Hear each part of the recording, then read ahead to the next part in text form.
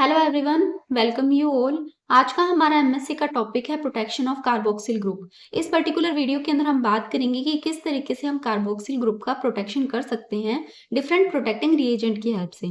तो जैसा कि आपको पता है, कार्बोक्सिल ग्रुप प्रेजेंट होता है कार्बोक्सिलिक एसिड के अंदर, और इसके नाम से आपको पता है कि इसकी नेचर कैसी होगी। इसकी नेचर होगी एसिडिक, और एसिडिक नेचर होने की वजह से ये डीप्रोटोनेशन शो कर सकता है, यानी कि ये जो प्रोटोन है उसको डोनेट कर सकता है।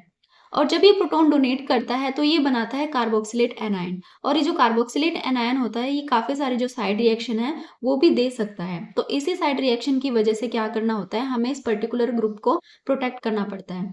तो इस तरीके से हम बोल सकते हैं कि जो साइड चेन रिएक्शन वाली प्रॉब्लम है इसे हम सॉल्व कर सकते हैं इस पर्टिकुलर फंक्शनल ग्रुप को प्रोटेक्ट करके।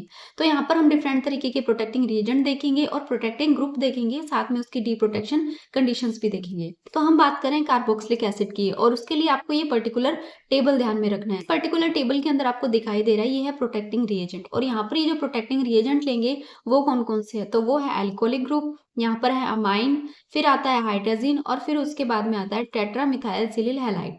तो ये सभी क्या है, ये सभी हमारे प्रोटेक्टिंग रिएजेंट है। यहाँ पर आपको ये ध्यान रखना है कि जो आप यहाँ पर अल्कोहल यूज करोगे वो बल्कि ग्रुप होना चाहिए। इसके बाद में जो इन पर्टिकुलर प्रोटेक्टिंग रिएजेंट से इनके कोरस्पॉन्डिंग जो प्रोटेक्टिंग ग्रुप का फॉर्मेशन होगा वो है एस्टर, अमाइड, हाइड्रासाइड, और साथ में इस तरीके का कंबाइंड कंपाउंड। तो ये सभी आपको यहाँ पर प्रोटेक्टिंग ग्रुप देखने को मिल रहे हैं। अगर आपको इन पर्टिकुलर प्रोटेक्टिंग ग्रुप का वापस से डी प्रोटेक्शन करवाना हो तो आप यहाँ पर इनका एसिडिक और बेसिक हाइड्रोलाइसिस करवाओगे, जिसके बाद में ये जो पर्टिकुलर प्रोटेक्टिंग ग्रुप है ये डी प्रोटेक्शन रिएक्शन शो करेंगे, और हमें हमारा जो फंक्शनल ग्रुप है वो वापस से रीजनरेट होता हुआ दिखाई देगा। अब हम इन सभी का यूज करते हुए इनके एग्जांपल्स डिस्कस करते हैं। तो चलिए शुरुआत करते हैं हमारे सबसे पहले एग्जांपल से।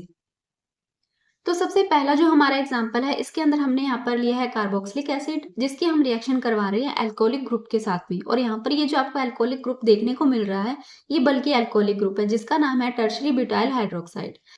तो इसकी रिएक्शन हम करवाएंगे हमारे फंक्शनल ग्रुप जो कि है कार्बोक्सिलिक एसिड। तो यहाँ पर ये वाला जो कंपाउंड है ये एक्ट कर रहा है एज अ प्रोटेक्टिंग रिएजेंट। ये प्रोटेक्टिंग रिएजेंट जाकर इस फंक्शनल ग्रुप पर अटैच हो जाएगा और इसकी प्रोटेक्शन करेगा, जिसके बाद में आपको एस्टर देखने को मिलता है। अब अगर हमें इस एस्टर का डी प्रोटेक्शन करवाना हो तो हम यहाँ पर यूज करेंगे एसिडिक हाइड्रोलाइसिस, जिसके बाद में हमें हमारा जो फंक्शनल ग्रुप है वो वापस से रीजनरेट होता हुआ दिखाई देता है। तो ये था हमारा फर्स्ट एग्जाम्पल। अब हम बात करते हैं हमारे अगले एग्जाम्पल की, जो कि है प्रोटेक्शन बाय बेंजाइल अल्कोहल। यहाँ पर हम लेते हैं कार्बोक्सिलिक एसिड, जिसकी रिएक्शन हम करवाते हैं बेंजाइल अल्कोहल के साथ में। ये जाकर इस पर अटैच हो जाता है और इसकी प्रोटेक्शन हो जाती है, यानी कि जो इसकी रिएक्टिविटी है वो रिड्यूस हो जाएगी। इसके बाद में आपको कुछ इस तरीके से एस्टर ग्रुप देखने को मिलता है, और जब हम इसका डी प्रोटेक्शन करवाते हैं तो हम यहाँ पर परफॉर्म करते हैं हाइड्रोजिनोलाइसिस। हाइड्रोजिनोलाइसिस के हम यहाँ पर रिडक्टिव कंडीशन अप्लाई करते हैं, जिसके बाद में आपको कार्बोक्सिलिक एसिड देखने को मिलता है। इसी के साथ में आपको यहाँ पर टोलुइन भी बनता हुआ दिखाई देता है। नेक्स्ट जो हमारा एग्जांपल है वो है ट्राइमिथाइल सिलिल हैलाइड। अभी जो ट्राइमिथाइल सिलिल हैलाइड जब हम इसकी रिएक्शन करवाते हैं कार्बोक्सिलिक एसिड से तो ये एज अ रिएजेंट काम करता है, जो कि इस पर जाकर अटैच हो जाता है और इसकी जो रिएक्टिविटी है उसे रिड्यूस कर देता है। फिर आपको यहाँ पर इस तरीके से कंबाइंड कंपाउंड बनता हुआ दिखाई देगा। जब हम इस कंबाइंड कंपाउंड का डी प्रोटेक्शन करवाते हैं तो हम यहाँ पर इसका करवाएंगे एसिडिक हाइड्रोलाइसिस। एसिडिक हाइड्रोलाइसिस करवाने के बाद में आपको इस तरीके का कंपाउंड देखने को मिलता है। रिएक्शन करवाएंगे हम HX से, जिसके बाद में यहाँ पर एक वाटर का मोल रिलीज होगा, और हमें हमारा जो प्रोटेक्टिंग रिएजेंट है यानी कि जो ट्राइमिथाइल सिलिल हैलाइड है वो फिर से रीजनरेट होता हुआ दिखाई देगा। तो ये बात हुई हमारे थर्ड एग्जाम्पल की। अब हम देखते हैं हमारे नेक्स्ट एग्जाम्पल को। तो अगला जो बनने वाला प्रोटेक्टिंग ग्रुप है वो है अमाइड। यहाँ पर हम लेंगे कार्बोक्सिलिक एसिड, जिसकी रिएक्शन हम करवाएंगे अमाइन के साथ में। अब ये अमाइन इस पर जाकर अटैच हो जाएगा और इसका प्रोटेक्शन हो जाएगा, और इस प्रोटेक्शन के बाद में आपको यहाँ पर अमाइड देखने को मिलता है, जो कि यहाँ पर एज अ प्रोटेक्टिंग ग्रुप होता है। अब इस प्रोटेक्टिंग ग्रुप का जब हमें वापस से डी प्रोटेक्शन करवाना होगा तो हम यहाँ पर बेसिक हाइड्रोलाइसिस करवाएंगे, जिसके बाद में आपको यहाँ पर कार्बोक्सिलिक एसिड देखने को मिल जाता है, जो कि हमारा मेन फंक्शनल ग्रुप था जिसका हमें प्रोटेक्शन करवाया था। और साथ में आपको यहाँ पर जो प्रोटेक्टिंग रिएजेंट है यानी कि जो अमाइन है वो भी देखने को मिल जाता है।